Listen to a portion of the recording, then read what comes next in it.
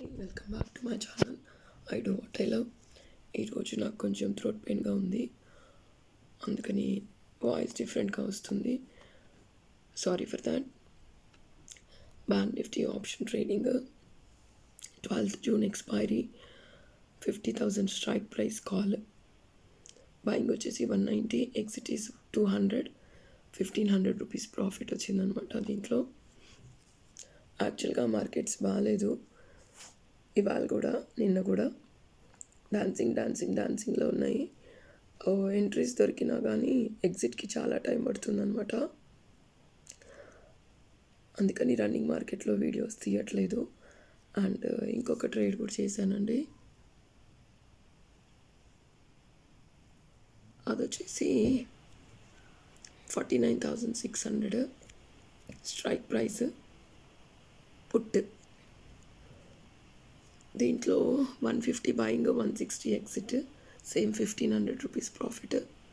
Again one more trade 49,900.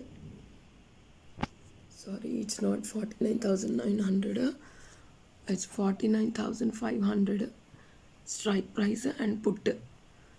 Buying price వచ్చేసి 108, exit వచ్చేసి 121, profit 1950. ఓవరాల్గా ప్రాఫిట్ వచ్చేసి 4,950 రూపీస్.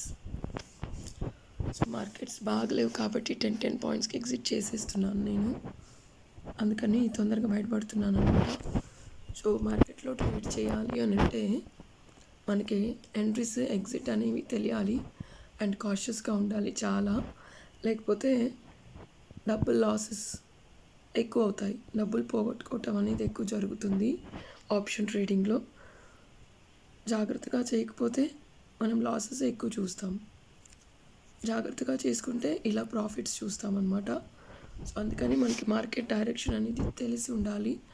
ఆప్షన్స్ ఎప్పుడు కూడా ఫ్యూచర్స్ మీద డిపెండ్ అయి ఉంటాయి. ఫ్యూచర్ మూమెంటం ఉంటేనే మనకి ఆప్షన్ మూమెంటం ఉంటుందన్నమాట.